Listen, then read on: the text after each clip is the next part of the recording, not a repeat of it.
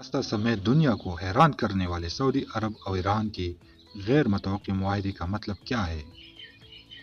مشرق وسطی کے دو حریف ممالک ایران اور سعودی عرب نے چین کی ثالثی کے نتیجے میں گزشتہ ہفتے کئی برسوں سے منقطع سفارتی تعلقات بحال کرنے اور ایک دوسرے کی جانب دوستی کا ہاتھ بڑھانے کا غیر متوقع اعلان کیا ہے۔ سنہ 2016 میں پیش آنے والے چند واقعات کے بعد ایران اور سعودی عرب نے اپنی سفارتی تعلقات منقطع کر لیے تھے۔ سفارتی تعلقات اور اس وقت منقطع ہوئی جب سعودی عرب میں ایک معروف شیعہ عالم کو پھانسی دی جانے کے بعد ایرانی مظاہرین نے سعودی عرب کے سفارتخانے پر دعویٰ بول دیا تھا۔ اس واقعے کے بعد سنی اکثریت سعودی عرب اور شیعہ اکثریت ایرانی کے درمیان کافی کشیدگی پائی جاتی تھی۔ مشرق وسطی میں بالادستی کے لیے مقابلہ کرنے والے یہ دونوں ممالک ایک دوسرے کو اپنے لیے خطرہ سمجھتے رہے اور اس مقابلے میں دونوں ممالک لبنان، شام، عراق اور یمن سمیت مشرق وسطی کے کئی ممالک میں جاری تنازعات میں حریف دراڑ کی حمایت کرتی آتی ہے۔ ایران جہاں یمن میں حوثی باغیوں کی حمایت کرتا ہے، وہیں سعودی عرب ان باغیوں کے خلاف فضائی حملے کرتا ہے۔ مگر ان تمام تنازعات کے باوجود اب ان دونوں ممالک ایک دوسرے کی جانب دوستی کا ہاتھ بڑھانے کی عزم کا غیر متوقع اعلان کیا ہے۔ مگر اس اہم پیش رفت کا مطلب کیا ہے؟ اس کا سوال جواب جاننے سے قبل سعودی عرب اور ایران کی سرد مہری کا دشمنی پر مبنی تعلقات کا جائزہ لینا ضروری ہے۔ سعودی عرب اور ایران کے درمیان دشمنی سعودی عرب تسلسل کے ساتھ یہ الزام عائد کرتا ہے کہ یمن کے حوثی باغی ایران کی پش پناہی کے بعد سعودی عرب سرزمین پر حملے کرنے میں کامیاب رہی ہے۔ سعودی عرب جن بڑے حوثی حملوں کی بات کرتا ہے، ان میں سب سے سنگین حملہ 2019 میں تیل تنصیبات پر ڈرون اور میزائل کی مدد سے ہوئی اعلیٰ حملہ تھا۔ اس حملے میں جانی نقصان کے علاوہ آئل پلانٹس کو بھی شدید نقصان پہنچا تھا۔ اس کی وجہ سے سعودی عرب کی تیل پیداوار بڑی حد تک متاثر ہوئی تھی۔ سعودی عرب نے اس حملے کا الزام براہ راست ایران پر عائد کیا تھا، لیکن ایران ان الزامات کی تردید کرتے ہوئے کہا تھا کہ اس میں اس کا کوئی ہاتھ نہیں ہے۔ سفارتی تعلقات کی عدم موجودگی میں گزشتہ 7 برسوں کے دوران ایران اور سعودی عرب کے درمیان کشیدگی کم کروانے کے معاہدے تک پہنچنے کی متعدد کوششیں کی گئی، تاہم اس کامیابی میں گزشتہ جمعہ کو چین کی ثالثی کے نتیجے میں حاصل ہوئی۔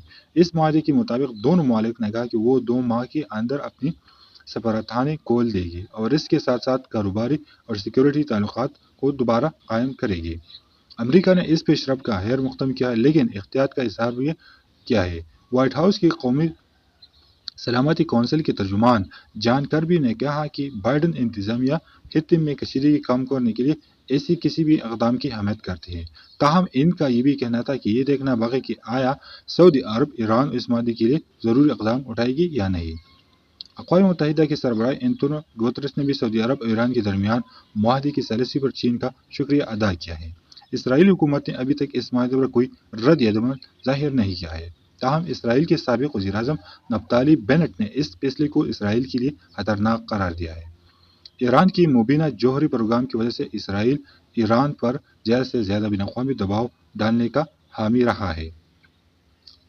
ایران اور سعودی عرب کے درمیان ہونے والے اس معاہدے میں مشرق وسطی سمیت پوری دنیا کی حق، کیونکہ اس بات سے کوئی انکار نہیں کر سکے کہ دونوں ممالک ایک دوسرے کو پسند نہیں کرتے۔ دونوں کے درمیان تاریخی طور پر گہرا عدم اعتماد پر مبنی رشتہ رہا ہے۔ مشرقی وسطی میں دونوں ممالک ایک دوسرے کے سخت مخالف رہے۔ سعودی عرب نے یمن میں جلاوطن حکومت کی حمایت کی ہے اور ایران کی حوثی باغیوں میں حمایت کی ہے۔ نہ صرف یمن بلکہ لبنان، شام اور عراق جیسے ممالک میں بھی دونوں ایک دوسرے کے خلاف کھڑے دیکھے گئے ہیں۔ ایران اور سعودی عربیہ 2015 میں اس وقت آمنے سامنے تھے جب مکہ میں حج کے دوران بغداد مقدمی سے 139 ایرانی زائرین ہلاک ہو گئے تھے۔ ایران نے سعودی عرب کی حمایت پر بے حسی کا الزام عائد کرتے ہوئے کہا تھا کہ اس معاملے کو عالمی عدالت کے انصاف میں لے جائے گی۔ اس کی اگلے ہی برس یعنی 2016 میں سعودی عرب نے ممتاز شیعہ عالم نمر النمر سمیت 47 افراد کو دہشت گردی کا الزام میں پھانسی دی تھی۔